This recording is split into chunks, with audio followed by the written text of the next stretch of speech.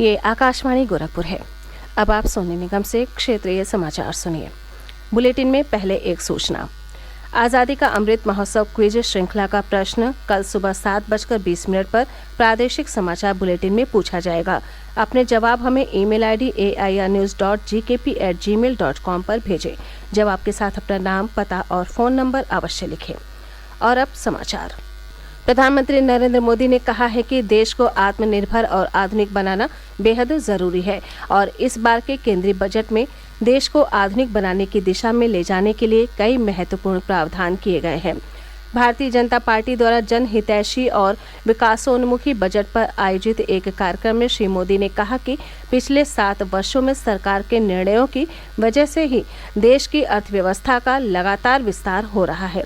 प्रधानमंत्री ने कहा कि 7 साल पहले देश का सकल घरेलू उत्पाद GDP 1,10,000 करोड़ रुपए था, जबकि आज ये करीब 2,30,000 करोड़ रुपए हो गया है।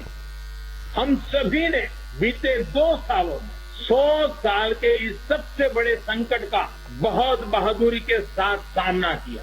जैसा मैंने शुरू में कहा कि 7-8 साल पहले भारत की GDP जो 110 लाख करोड़ से भी कम थी, वो आज 230 लाख करोड़ के आसपास ले आए हैं। हमारे फंडामेंटल्स मजबूत हैं, दिशा सही है और गति तेज है। एक भारतीय होने के नाते हमें इस बात का गर्व है कि हमने जनता जनार्दन की सेवा में कोई कोर कसर बाकी नहीं रखी है। प्रधानमंत्री ने कहा कि बजट में गरीबों, मध्यम वर्ग और युवाओं पर ध्यान दिया गया है ताकि उनकी बुनियादी ज़रूरतें पूरी हो सकें। श्री मोदी ने कहा कि दुनिया के लोग एक सशक्त और मजबूत भारत देखना चाहते हैं। प्रधानमंत्री ने कहा कि बजट में जैविक खेती के साथ साथ कृषि के आधुनिकीकरण पर भी ध्यान दिया गया है, जिससे खेती और अधिक लाभकारी हो जाएगी।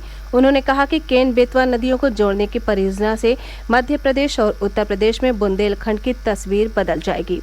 प्रधानमंत्री ने कहा कि पिछले 7 वर्षों में खेलों के लिए बजट 3 गुना बढ़ाया गया है। इससे युवाओं को फायदा होगा। प्रधानमंत्री ने कहा कि बजट में स्टार्टअप के लिए कर लाभ युवाओं को नवोन्मेष के लिए प्रेरित करेगा। श्री मोदी ने कहा कि सूक्ष्म, लघु और मझोले उद्यम देश की अर्थव्यवस्था के सबसे पुराने और मजबूत स्तंभ हैं और कोविड महामारी में सरकार ने credit guarantee trust for micro and small enterprises scheme की शुरुआत की। श्री मोदी ने कहा कि बहुत जल्द हर गांव में ऑप्टिकल फाइबर कनेक्टिविटी होगी और देश में 5G तकनीक के नए युग की शुरुआत होगी। समाजवादी पार्टी ने विधानसभा चुनाव के लिए आज 15 उम्मीदवारों की घोषणा की। भाजपा छोड़कर सपा में शामिल होने वाले स्वामी प्रसाद मौर्य को कुशीनगर की फाजिल नगर सीट से उम्मीदवार बनाया गया है। वे पडरौना सीट से वर्तमान विधायक हैं। पार्टी ने कौशाम्बी जिले के सिराथू निर्वाचन क्षेत्र से उप मुख्यमंत्री केशव प्रसाद मौर्य के खिलाफ पल्लवी पटेल को मैदान में उतारा है।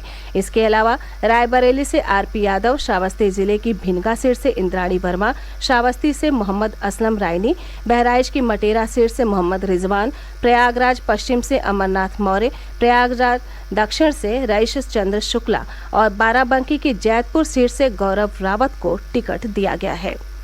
विधानसभा चुनाव से पूर्व सभी राजनीतिक दलों ने प्रचार अभियान में पूरी ताकत झोंक दी है।